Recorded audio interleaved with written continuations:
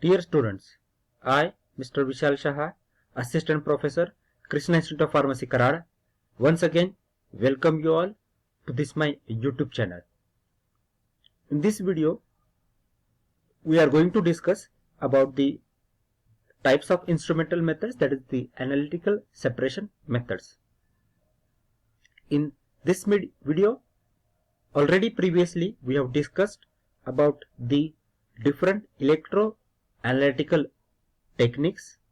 Also we have seen what is the meaning of analytical separation technique. If you are coming first time to this my YouTube channel, then you can watch my previous videos related to the pharmaceutical analysis also. And if you like the content of this my channel, then you can subscribe to my YouTube channel. You can share with your friends. So let's begin with our today's session. Before that, just we will see what are the learning outcomes of this session, means what you could understand after watching my this video. After this session, students will be able to explain the different types of instrumental methods. As you know that there are 4 different types of instrumental methods are there. Out of this, in previous video already we have discussed one type of instrumental method, that is the electroanalytical method. In this video we will be discussing analytical separation method, and next 2 videos we will discuss about the analytical spectroscopic method as well as the miscellaneous method. So let's begin our today's session. Now, as we know, analytical separation methods, these are nothing but the chromatographic techniques. Chromatographic techniques are mainly used for the separation of the mixture into its individual component. Basically, chromatography techniques are classified on the basis of how the separation takes place, whether on a planar surface or in a column. So if the separation takes place in a column chromatography, then they are known as the column chromatography.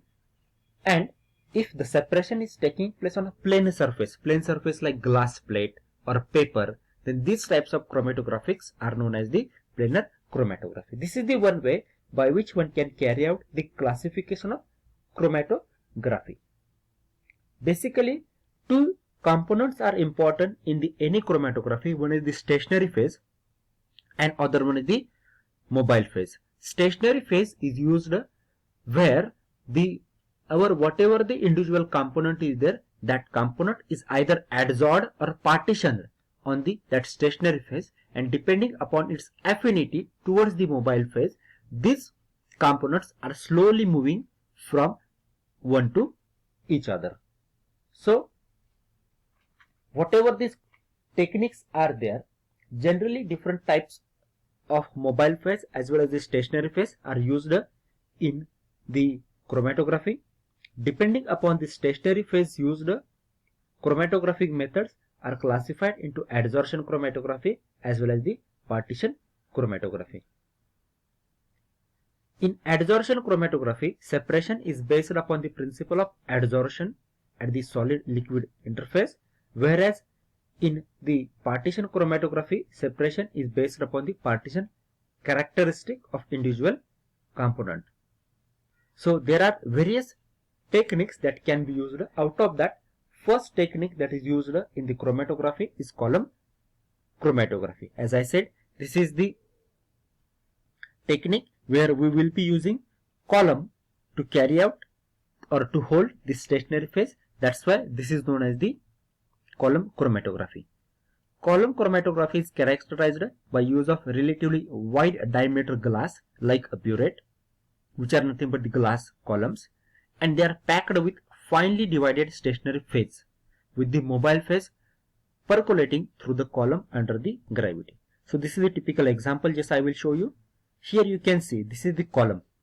It's a burette like, which will be having the more diameter, a typical gravity flow based column, and here this is our stationary phase. We are going to pack the column with the help of the stationary phase, and we will be placing our sample. Here you can see green colored sample is present, and we will be adding mobile phase through this particular open end. And due to the gravity, the whatever the liquid that we have added, mobile phase, that is the moving phase that we have added, that will flow from this end to this end. And during this flowing, it will take certain amount of analyte, means those analyte sample is having more affinity towards mobile phase, it will come fast, and those which are having more affinity towards the stationary phase, they will remain at the stationary phase. So in this way, the separation of the individual components is carried out. As you can see over here, as this green colored component is moving fast, you can say it is having more affinity towards the our mobile phase. See, mobile means what? It's moving. That's why it is either liquid or the gas. And stationary means it's a fixed. So whatever this packed column is there, this stationary phase is fixed. It is not moving. So in this way, we can carry out the separation of the different individual components that are present in the mixture. Then there are 5 different types of column chromatography. One is the adsorption chromatography, based upon the adsorption principle. Adsorption, then partition chromatography, bonded phase chromatography, ion exchange chromatography, and gel permeation chromatography. Then second type of the technique that is used in the chromatography is paper chromatography. This is the planar type of technique. So there are various ways of classification of chromatography are there, depending upon the surface, either planar or column chromatography, isn't it? Now the column chromatography, as I said, means the stationary phase is placed in the column, while in planar chromatography, stationary phase is placed on the surface of a plain sheet, where either paper or the glass plate. So this is the type of planar chromatography. It is a partition chromatography, depending upon the mechanism, whether adsorption mechanism or partition mechanism. So this is a partition chromatography, in which the substance are distributed between two liquids. One is the stationary liquid. How liquid is stationary? Because that stationary liquid is held on the fibers of a paper like cellulose, which is acting as a stationary phase. And other one is the moving liquid mobile phase. That's why these types of techniques are known as the paper chromatography. The mixture component to be separated travel at different rates and appear as a spot on the paper. For example, this is the most sophisticated, not sophisticated, it is the most simple technique, where you can see here, this is the piece of paper which is placed in this particular container, which is having this mobile phase. Here different samples are applied, and when we place this paper into this liquid, then due to the capillary action, this liquid will flow from lower direction to the upper direction, and while moving, it will take the analyte sample through it, and depending upon the again affinity, the different components will be gets separated. So this is about the paper chromatography, which is the planar chromatography. Then third type of most commonly and versatile technique that is used for the separation is thin layer chromatography. This is also planar chromatography, which is similar to the paper chromatography. The difference only is that instead of cellulose paper for holding the stationary phase, we will be using glass plate. So thin layer chromatography is similar to paper chromatography, except that thin layer of sorbent, that is silica gel or cellulose powder. So these are adsorption material that is used, coated on inert and rigid supporting material, either glass or the plastic foil. Sometimes aluminum foil is also used, so as to separation process occurs flat on the two-dimensional surface. So in thin layer chromatography, we will be using either glass plate or a plastic plate on which stationary phases hold. Stationary phase commonly used is silica gel as well as the cellulose powder. Mostly it is used for the qualitative analysis, and it does not provide a quantitative information. Paper chromatography and thin layer chromatography are used for the qualitative analysis. They does not give information related to the quantitative information of high precision as well as the accuracy. Here you can see similar type of picture. You can see just here this paper is replaced with the help of the glass plate. Here you can see slide, glass slide that normally you are visualizing. So on that glass slide we will be applying a stationary phase on which sample is to be placed, and that glass slide is placed in the moving phase. So this is about the thin layer chromatography. Then high performance thin layer chromatography. This is the advancement of the TLC where quantitative determination can be carried out. As I said, in TLC we cannot carry out the quantitative determination. Here in high performance thin layer chromatography we can carry out the quantitative determination. HPTLC has a firm place as it is a reliable method for quantitation at micro and nanogram level for a drug present in a single or multi-component formulation. HPTLC has evolved through conventional TLC by improvement in quality of the sorbent layer, means due to the particle size of that adsorbent material like silica gel, then methods of sample application, new development techniques, and availability of scanning densitometer for in situ quantitative analysis. HPTLC plates are prepared using specifically purified silica gel with average particle diameter of 5 to 15 picometer with narrow particle size distribution, and that's why it is possible to carry out the separation very fast as compared to the TLC. This particle size plays an important role while carrying out the separation.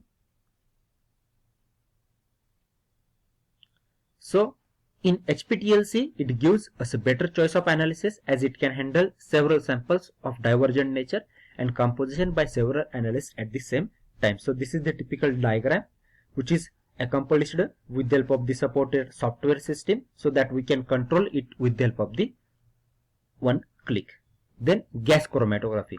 Gas chromatography is a process of separation of mixture into its individual components by moving gas phase.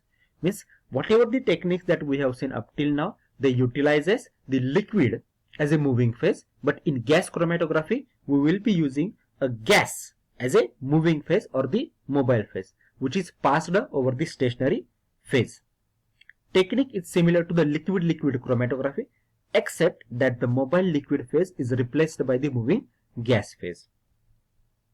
In gas-liquid chromatography, the constituents are separated by distributing themselves between the mobile gas phase and a thin layer of non-volatile liquid that is coated on an inert support as stationary liquid phase as per their partition coefficient. In gas solid chromatography, means there are two different types of gas chromatography. One is the gas liquid chromatography and other one is the gas solid chromatography, where in both the case the mobile phase is gas but stationary phase may be different. In gas liquid chromatography, stationary phase is a liquid which is supported on an inert material, and in case of gas solid chromatography, stationary phase is a solid. So this is the typical diagram. So here this carrier gas, that is the mobile phase, is stored in this particular, which will flow through this particular column. Column is consisting of either liquid or the solid as a stationary phase, and the sample will move in this direction along with the mobile phase. Then last technique that we are going to discuss is high performance or high pressure liquid chromatography. This is the advancement in the liquid chromatography, that is the liquid chromatography that we have seen in the first technique.